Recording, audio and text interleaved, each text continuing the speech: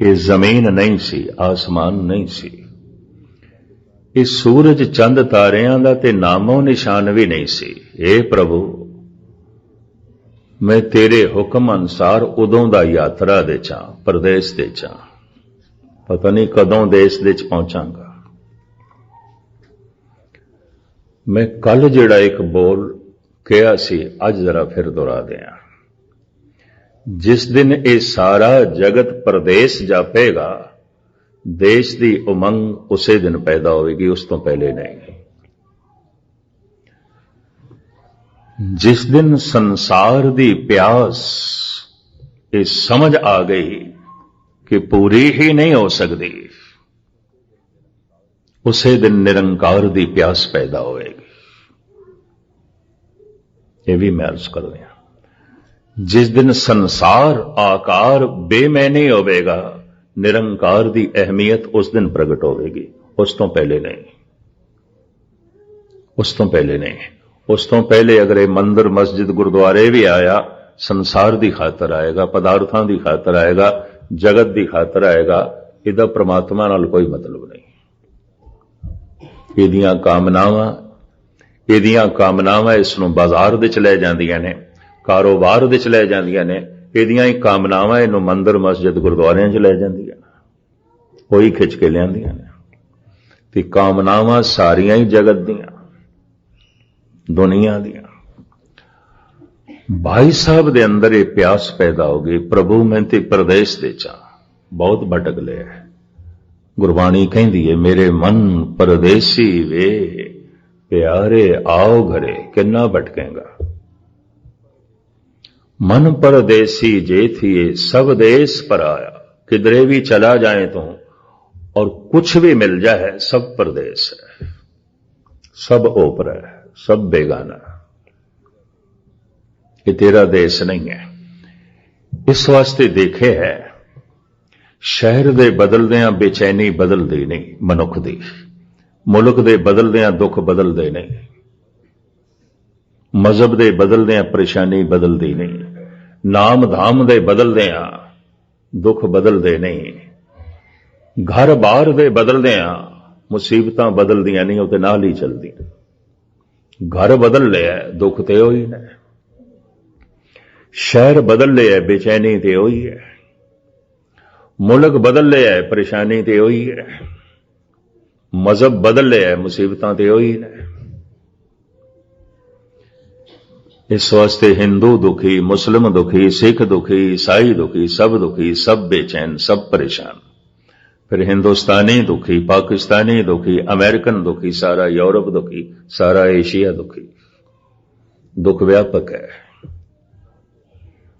शहर दे बदलदियां दुख नहीं बदलते, मजहब दे बदलदियां दुख नहीं बदलते, नाम धाम दे बदलदियां दुख नहीं बदलते, घर बार दे बदलदियां दुख नहीं बदलते।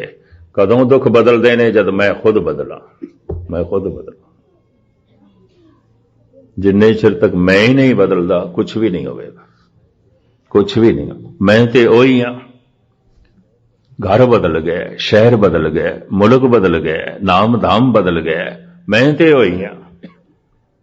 मैं हर जगह बेचैन होवांगा, मैं हर जगह परेशान होवांगा, मैं हर जगह दुखी होवांगा। आप दी ज्ञातली अर्ज करां, भाई साहब कहंदे ने परदेस दे चा, समझ आ गई है मैनूं। हे प्रभु, परदेस दे चा, और यात्रा करदियां करदियां हुण थक गया। थकेवें तो मुराद, हे प्रभु हुण बहुत हो गया।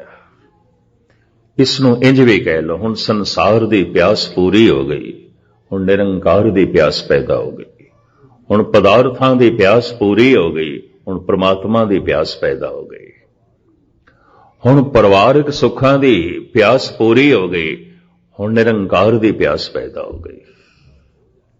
अगर ऐसा हो जाए तो ऐसे मनुख लई फिर संसार बेमैनी हो जाता है, इस तो उच्चा उठ जाता है। और जैसे आकार तो उच्चा उठता है, जन्म मरण तो रहत होंदा है। लोकी ते कहंदे ने ध्यान जोड़ो तस्वीर दे च, तो तस्वीर दा ते आकार है, ਤੇ ਆਕਾਰ ਦੇ 'ਚ ਮੈਂ ਧਿਆਨ ਜੋੜਾਂਗਾ, ਮੈਂ ਕਿਸ ਤਰ੍ਹਾਂ ਨਿਰਾਕਾਰ ਨਾਲ ਜੁੜਾਂਗਾ, ਮੈਂ ਖੁਦ ਕਿਸ ਤਰ੍ਹਾਂ ਨਿਰਾਕਾਰ ਹੋਵਾਂਗਾ, ਮੇਰਾ ਜਨਮ ਮਰਨ ਚਲੇਗਾ। ਇਸ ਵਾਸਤੇ ਤਸਵੀਰ ਮੂਰਤੀ ਦੀ ਪੂਜਾ ਗੁਰੂ ਨਾਨਕ ਨੇ ਨਹੀਂ ਕਰਾਈ। ਇਸ ਚੱਕਰ 'ਚ ਨਾ ਪਾਓ। ਹਾਂ, मूर्ति का सत्कार करना है तो सगल भवन की मूर्त एका मुख तेरे टकसाला। सारा ब्रह्मंड उस प्रभु की मूर्ति है, उसे दी मूर्ति। होर केड़ी मूर्ति बनाओगे? जिहड़ी उसने बनाई है उसनों ही समझ लो। खैर मुख्तसर में अर्ज करा। साहिब कहंदे ने कीता पसाओ एको कवाओ। ਇਹ ਕਵਾਓ ਕਦੋਂ ਹੋਇਆ? ਇਸ ਨੂੰ ਸਮਝਣ ਤੋਂ ਪਹਿਲੇ ਇਸ ਸ਼ਬਦ ਨੂੰ ਸਮਝਣਾ ਲਾਜ਼ਮੀ ਹੈ। ਅਰਬਦ ਨਰਬਦ ਧੁੰਦੂਕਾਰਾ, ਸਮੇਂ ਤੋਂ ਪਹਿਲੇ, ਆਕਾਰ ਤੋਂ ਪਹਿਲੇ ਧੁੰਦ ਹੀ ਧੁੰਦ ਸੀ, ਅੰਧੇਰਾ ਹੀ ਅੰਧੇਰਾ ਸੀ।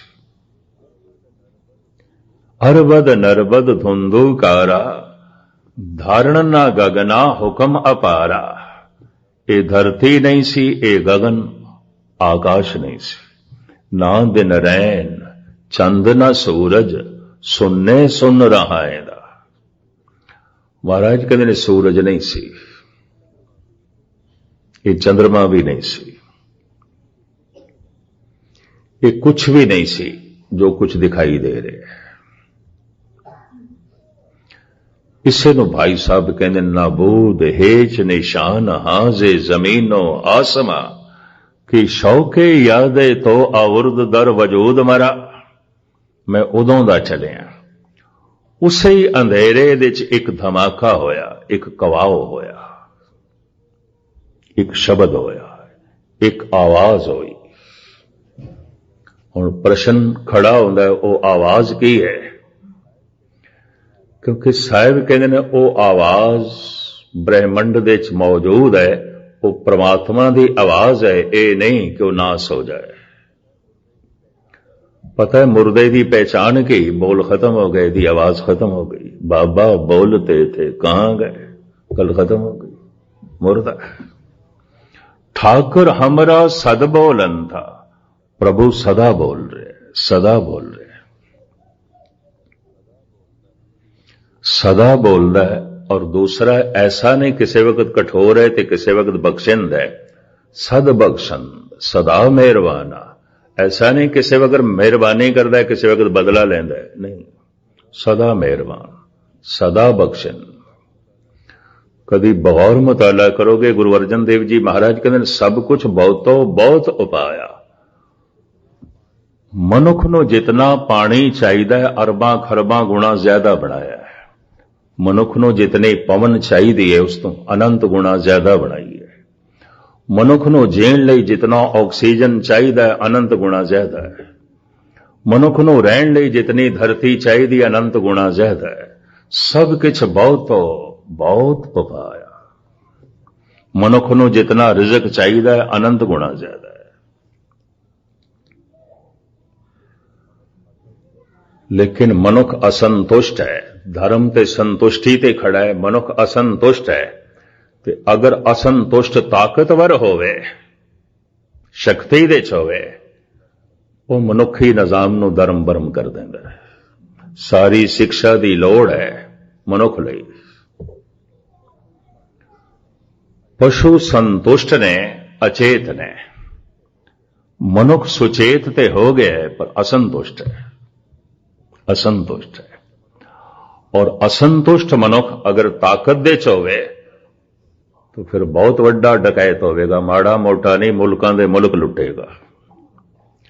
असंतुष्ट मनुख अगर शक्ति दे च है, माड़ा मोटा कातल नहीं होवेगा, हजारां दियां गर्दनां उड़ावेगा।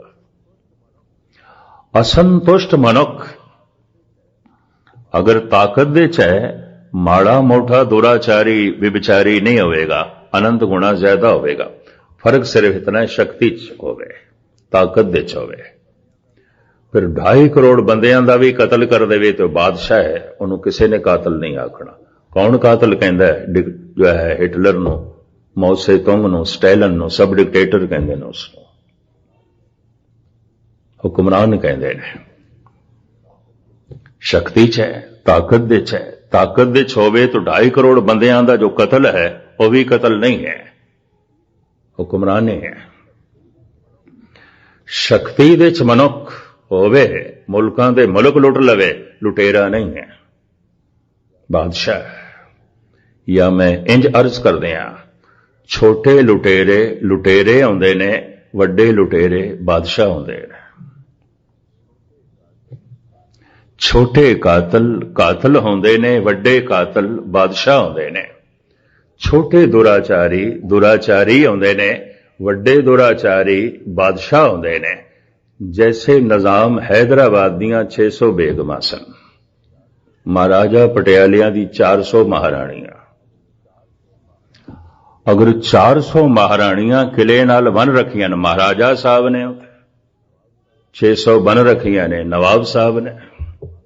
वड्डे दुराचारी नवाब होंदे ने, वड्डे दुराचारी महाराजा साहब होंदे ने, छोटे दुराचारी दुराचारी होंदे ने। दुराचारी कौन? जो असंतुष्ट है। फिर दुराचारी कौन? जो कमजोर है। असंतुष्ट अगर ताकत दे चे तो नवाब साहब है, वो महाराजा है। असंतुष्ट अगर ताकत दे चे वो लुटेरा नहीं है, वो बादशाह है। असंतुष्ट अगर ताकत दे चे वो कातल नहीं है, डिक्टेटर है। हैरानगी दी गल, 3 करोड़ बंदियां नूं मार के ते 3 करोड़ बंदियां नूं उजाड़ के चाइना दे क्रांति लियांदी गई, मौत से तुंग द्वारा। कोई कातल नहीं कहता। असंतुष्ट मनोग अगर ताकत दे चाहे तो फिर वो कातल नहीं कहलाएगा, भावें करोड़ों का कतल कर देवे। असंतुष्ट ते सारे ही आउंदे ने, गुस्ताखी माफ सारे ही असंतुष्ट आउंदे ने। इस वास्ते सारी मनुखता अधार्मिक है। पर असंतुष्ट अगर कमजोर है तो की करेगा? कुछ भी नहीं। ताकतवर नूं दुराचारी बनने का मौका मिल जाता है, ताकतवर नूं पूरा कुछ लुटेरा लुटण का मौका मिल जाता है, कतलो गालत करने का मौका मिल जाता है। धर्म खड़ा है संतुष्टि थे, धौल धर्म दया का पुत। अधर्म खड़ा है असंतुष्टि थे। तो संक्षेप दे च मैं अर्ज करा, वो जो परिपूर्ण परमात्मा पता नहीं कितने युग तक वो अपनी अफुर अवस्था दे सी, कोई फुरना नहीं। ताड़ी लाई सिरजनहारे सुन समाध दे सी। फिर एक दिन अंधेरे दे विच एक धमाका होया, एक आवाज हुई, कीता पसाओ एको कवाओ। वो कवाओ की सी? कवाओ कहते ने बोल लो, वो बोल की सी? वो बोल अज भी ब्रह्मंड विच मौजूद है। अगर मन चुप कर जाए तो सुनाई देगा, सुनाई देगा। मैं एक दफा फिर अर्ज कर दिया, ये बोल अगर कोई साइंटिस्ट कहे कि विज्ञानक खोज ते पूरे नहीं उतरते तो उन्होंने कहना पेगा खोज तेरी अधूरी है, जे कर होर तू कर खोज। अगर तैनू नहीं सुनाई देंदा तो जिस ढंग नाल तू सुनना चाहता है उस ढंग नाल सुनाई भी नहीं देगा। मन नू चुप करा, शायद सुनाई देवे। मन नू खामोश करा, मन नहीं चुप करता, किसी का भी नहीं करता। जबान बाणी पढ़ रही होंदी है, मन कुछ होर पढ़ता है। कन्नां विच कीर्तन पै रहा होंदा है, मन कुछ होर बोल रहा होंदा है। मन बोली जाता है। मन की सुनन की आदत नहीं, मन की बोलन की आदत है। हुण जबान बाणी बोले तो मन कुछ होर बोले, श्रोता कौन बनेगा? कौन सुनेगा? किसने सुनना है? खेड ते सारी सुनन ते खड़ी है। जो सुने उन्होंने श्रोता कहते ने, जिहदा ध्यान कन्नां दे च है, सरवना दे च है, उन्होंने श्रोता कहते ने। ते जिहड़ा श्रोता है उन्होंने कहते ने सुरत दे च है। ते सुरत दे 3 अर्थ ने, मैं दोहरा देवां। सुरत सुनना, सुरत समझना, सुरत जुड़ना। ये ते सुरत दे च है, सुन रहा है। इनू सुरत आ गई, समझ आ गई, ਇਹਦੀ ਸੁਰਤ ਜੁੜ ਗਈ, ਇਹਦਾ ਧਿਆਨ ਜੁੜ ਗਿਆ। ਜੋ ਸਰੋਤਾ ਹੀ ਨਹੀਂ ਉਹਨੂੰ ਸਮਝ ਕਿੱਥੋਂ ਆਏਗੀ।